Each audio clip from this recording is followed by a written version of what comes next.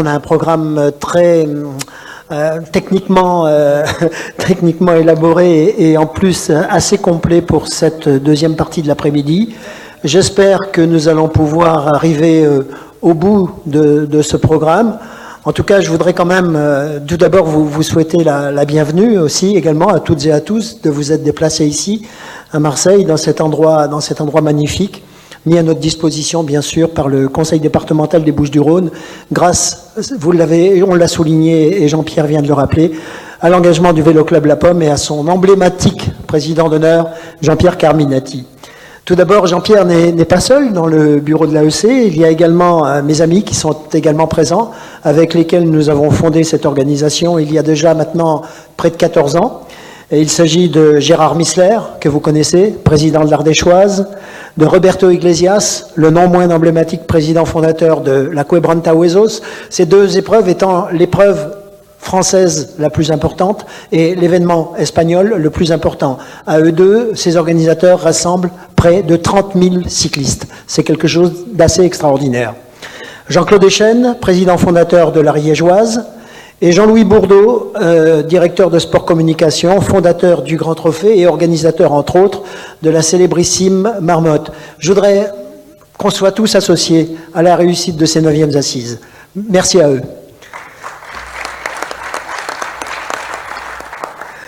Depuis 2003, d'ailleurs, un certain nombre d'années se sont écoulées, d'ailleurs, et puis d'assises du cyclosport. Et effectivement, cette activité, avec des règles administratives et sportives un petit peu indécises au début, eh bien, nous a permis de structurer. Et ces assises, tout en nous permettant d'intervenir avec précision auprès des fédérations, nous ont permis et ont permis à notre activité d'exister et de se développer.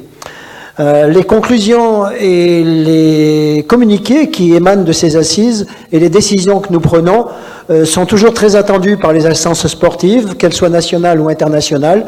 Vous connaissez tous notre potentiel, il est reconnu, et la qualité de nos propositions sont, je pense, très appréciées par les fédérations et les organisations qui gèrent le sport et les activités cyclistes. Je voudrais faire juste une petite parenthèse.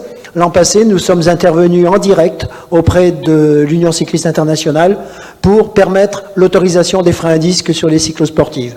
Eh bien, notre travail a marché puisque 15 jours après, nous avions effectivement cette autorisation. Aucune fédération nationale n'avait tenté ce coup-là, on l'a fait et ça a marché. Je pense que c'est en fait un petit peu le résultat de notre communauté et de la solidarité qui nous unit. Notre travail et notre réussite, comme je viens de le dire, sont d'abord basés sur l'expérience, le savoir-faire, la force de persuasion et cette amitié indéfectible. Notre communauté, de toute façon, le cyclosport, ça vous le savez fort bien, et ne serait-ce que sous les yeux, je constate, est composée de personnes et de personnalités qui sont animées par des valeurs et des engagements totalement différents. Que ce soit le cadre associatif, très bien représenté, la promotion du tourisme sportif, l'entreprise événementielle, bien d'autres exemples. Parfois également, certains codes éthiques ou philosophiques ne sont pas totalement partagés entre nous, mais peu importe. À l'arrivée, à l'occasion de ces 9e assises, je pense que nous arrivons à un tournant dans le développement de nos activités. En effet, les grands groupes internationaux, certains d'entre vous sont au courant, d'autres ne le sont pas, mais certains grands groupes internationaux spécialisés dans le sport de masse s'intéressent de manière très très active à nos activités. Et certains d'entre nous, d'ailleurs, présents ici ou présents dans la salle, ne sont pas très éloignés de ces groupes et de leurs intérêts. Peu importe, de toute façon, nous veillons à conserver nos principes fondamentaux, tout en essayant de ne pas dériver vers un monde totalement maîtrisé par les aspects financiers. En cela, je voudrais préciser que la complicité et le travail que nous menons avec Gianluca Santilli, qui est absent aujourd'hui mais qui sera là demain matin, qui est organisateur du Grand Fondo Campagnolo Romain et le président de Formula Bucci, est intéressant car ce travail entre Gianluca et moi-même nous permet de nous rapprocher. Ces deux structures, comme vous le savez, représentent les organisations fondatrices et qui ont le prestige international fort probablement le plus acquis dans ces activités cyclosportives, à savoir les plus grosses épreuves italiennes et les épreuves françaises les plus renommées.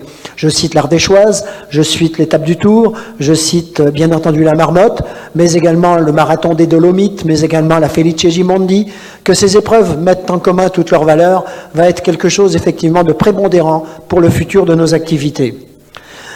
Toutefois, je voudrais pas terminer cette intervention sans mettre l'accent, ce qui n'était pas prévu dans mon speech initial, sur un malentendu. Je qualifierais même une imposture. Une imposture que certains communicants ou certains médias se sont fait l'écho dans le courant de cette année. À savoir, le cyclosport serait-il en danger ? Le cyclosport serait en danger de fait d'activités compétitives ou de fait de prise de risque de certains pratiquants.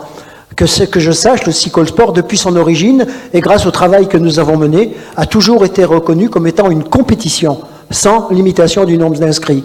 Alors, sans pousser plus avant la polémique, je préfère laisser ces agents perturbateurs à leur propre réflexion et que l'on continue de manière amicale, tous ensemble, le travail qui nous attend. Merci à tous, merci à tous.